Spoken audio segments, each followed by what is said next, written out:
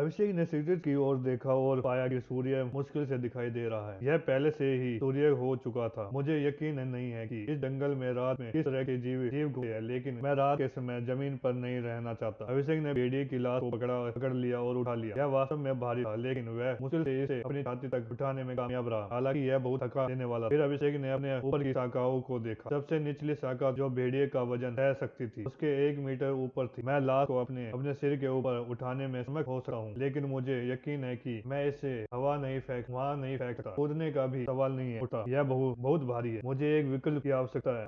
अभिषेक ने लाश को फिर से नीचे रखते हुए सोचा। अभिषेक ने सावधान समाध्या के बारे में सोचने की कोशिश की, करते हुए इधर उधर कदम बढ़ाए। जैसे जैसे समय बीता गया, जंगल में अंधेरा होता गया और अभिषेक और अधिक घबरा गया। अब तक पक्षी शांत हो गए थे, जिससे जंगल बिल्कुल शांत प्रतीत हो रहा था। यहाँ तक कीड़ों की भी भिनभिनाहट भी तब तक शांत हो गई थी, जब तक कि यह बंद नहीं हो गई थी। अभी जंगल में एकमात्र शोर अभिषेक के कदमों का था। फिर भी अभिषेक ने अपने पेड़ पर रखे बैग को देखा। मुझे इसे आजमाना होगा। मैं इस लाश को बर्बाद नहीं कर सकता। अभिषेक जल्दी से पेड़ पर चढ़ गया और अपना बैग ले आया। इसे खोलने के बाद अभिषेक ने अपने सभी असली कपड़े निकाले और उन्हें एक साथ बांध दिया। सौभाग्य से उसके पास काफी लंबी लाइन बनाने के लिए पर्याप्त कपड़े थे। अगर पुराने जमाने के कैदी जेलों से भागने के लिए इस तरह का कुछ इस्तेमाल कर सकते हैं, तो मैं इसका इस्तेमाल एक लाश को बाहर निकालने के लिए कर सकता हूँ। अभिषेक ने भेड़िए की छाती पर अपनी कसाई रस्सी बांध दी। फिर अभिषेक पेड़ के पहली शाखा पर चढ़ गया और रस्सी पकड़ के खुद को दूसरी तरफ गिरने दिया। रस्सी फंस गई और अभिषेक को डर था कि वह टूट सकती है। भेड़िए का सर थोड़ा ऊपर की ओर बढ़ा, लेकिन रुक गया। मैं उतना भारी नहीं हूँ। अभिषेक रस्सी पर चढ़ गया, खुश था कि वह उसका शरीर ऐसा कुछ करने के लिए पर्याप्त फिट था। फिर अभिषेक ने रस्सी को अपनी बाहें के नीचे खींचा और अपने पैर पर शाखा पर रख दी। उसके बाद अभिषेक ने खुद को शाखा से धक्का दे दिया। लाश ऊपर की ओर बढ़ी, लेकिन एक गांठ खुल गई। भेड़िया जमीन से टकराया और अभिषेक भी नीचे गिर गया। सौभाग्य से वह अपनी भुजाओं से अपने शरीर की रक्षा करने में समर्थ था। उसे केवल कुछ चोट आई। गिरती लाश की गूंज पूरे जंगल में सुनाई दी। इससे अभिषेक और भी घबरा गया। जंगल की वर्तमान शांति के साथ उस ध्वनि को 100 मीटर से अधिक तक यात्रा करनी चाहिए थी। हालांकि अभिषेक लाश को छोड़ना नहीं चाहता था। भोजन एक आवश्यकता थी। अभिषेक ने रस्सी की मरम्मत की और दोबारा कोशिश की, और इस बार भी कोई गांठ नहीं खुली। अभिषेक ने यह सुरक्षित किया। लाश की अच्छी ऊंचाई तक उठाने के बाद अभिषेक शाखा पर चढ़ गया और शेष हिस्सों को खींच लिया। उसकी बाहों में दर्द हुआ और जलन हुई, लेकिन उसे ज्यादा खींचने की जरूरत नहीं पड़ी, क्योंकि लाश पहले से ही काफी ऊपर थी। जब उसने सोचा कि उसे लाश को गिराना है, तो वह उसे अपनी बाहों से पकड़ने में कामयाब रहा और आखिरकार बाहर ऊपर की ओर खींच लिया। अभिषेक और लाश के संपूर्ण भाव के नीचे शाखा चरमरा रही थी और अभिषेक ने जल्दी से शाखाओं को बदलने का फैसला किया। यदि वह शाखा टूट जाती है तो उसका सारा काम व्यस्त हो सकता है। फिर भी अभिषेक एक अलग शाखा पर बैठ गया और अपनी तंग उंगलियों को हिलाते हुए जोर जोर से सांस लेने लगा। उसकी उंगलियों की त्वचा का कुछ हिस्सा लगभग कट गया था, जिससे उनमें थोड़ा सा खून बह रहा था। हालांकि ऐसी चोट बहुत जल्दी ठीक हो जाएगी। मुझे आशा है कि यह इसके लायक था, अभिषेक ने सोचा। जैसे ही अभिषेक को आराम मिला, उसने महसूस किया कि उसका शरीर कांपने लगा है। यह ठंडा है, उसने सोचा। बाद में रात में यह कूदने से भी नीचे पहुंच सकता है। लाश और अस्थायी रस्सी को देखते ही अभिषेक ने अपनी आंखें सिकोड़ ली। फिर वह दूसरी शाखा पर चढ़ गया, इस बात का ध्यान रखते हुए कि वह टूट ना जाए। रस्सी मिलने के बाद अभिषेक की गांठें खोल दी और अपने कपड़े के कुछ हिस्सों को एक ऊंची शाखा पर रख दी, जिससे एक अस्थायी गद्दा बन गया। अभिषेक ने कहा, बाकी आधे कपड़े फिलहाल एक तरफ रख दिए, वह उन्हें बाद में कंबल बना देगा। जब सब कुछ हो गया तो अभिषेक बस अपनी शाखा पर बैठ गया और सोचता रहा। फिलहाल भोजन का मसाला सुलझ गया है। गर्मी की समस्याओं को तब तक हल किया जाना चाहिए जब तक कि मौसम और भी ठंडा न हो जाए, जो निश्चित रूप से होगा। पानी के बारे में क्या? अभिषेक ने भेड़िए की लाश को देखा, जिसका खून जमीन पर गिर रहा था। अभिषेक का शरीर कांप उठा। मैं अभी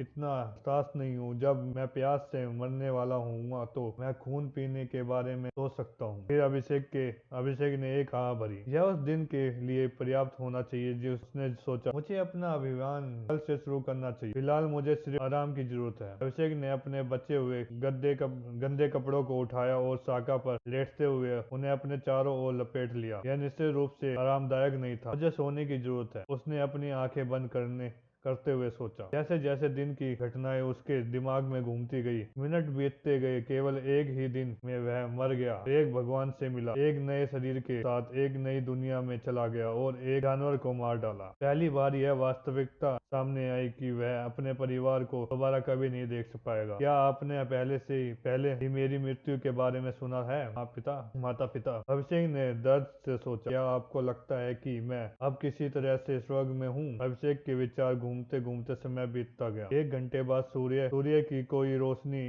इस स्थान पर नहीं पहुंची। हालांकि यह उतना अंधकार नहीं था जितना किसी ने सोचा था। क्यों? क्योंकि चंद्र पूर्णिमा बनने के करीब था। चंद्र अभी तक पूरी तरह से नहीं था, लेकिन यह करीब था। चंद्रमा ने अंधेरे जंगल को रोशन कर दिया था, जिससे प्रभावशाली छाया पैदा हुई। जब ठंडी हवा चलती थी तो ये परछाई हवा की ठंडी सीटी के अनुरूप नष्ट करती हुई चलती थी। टपकना टपकना टपकना। पत्तों की सरसराहट और हवा की सीटी के अलावा एकमात्र आवाज लाश से खून की बूंदें जमीन पर गिरने की थी। फिर एक और ध्वनि शामिल हो गई। यह अभिषेक था, जो भुएं सिकोड़कर साका पर बैठा था। मैं थका नहीं हूँ, उसने सोचा। इतना कुछ हो चुका है कि मेरा मन शांत ही नहीं हो रहा है। मुझे अपना ध्यान भटकाने के लिए कुछ करने की जरूरत है। अभिषेक अपनी अस्थायी गद्दे पर बैठा था, जबकि उसका शरीर कपड़ों पे लिपटा हुआ था और जमीन की ओर देख रहा था। घास पर चांदी की चमक थी, क्योंकि वह चांदनी से प्रकाशित थी। अभिषेक वहीं बैठा रहा। टपकना टपकना टपकना। अभिषेक के दिमाग में ईश्वर के साथ बातचीत गुजरती रही। फिर उसने अपनी आंखें सिकोड़ ली। उन्होंने कहा कि हवा में मेरा रहना को अवशोषित करने से मैं मजबूत हो सकता हूँ और मेरी चोटें ठीक हो सकती है। मैं अभी अपने शरीर को विकसित नहीं कर सकता, लेकिन कम से कम मुझे ऐसा करने में समर्थ होना चाहिए। फिर अभिषेक ने साका पर बैठते ही अपनी आंखें बंद कर ली। हवा में मन को महसूस करने का कोई तरीका होना चाहिए और इसे अवशोषित करने का भी कोई तरीका होना चाहिए। जैसे ही अभिषेक आंखें बंद करके साका पर बैठा, उसने हवा पर ध्यान केंद्रित किया। क्या मोहल्ले में कुछ था? यदि ऐसा था तो अभिषेक को इसे हवा में महसूस करने में सक्षम होना चाहिए था। टपकना टपकना। टपकते खून की आवाज, सीटी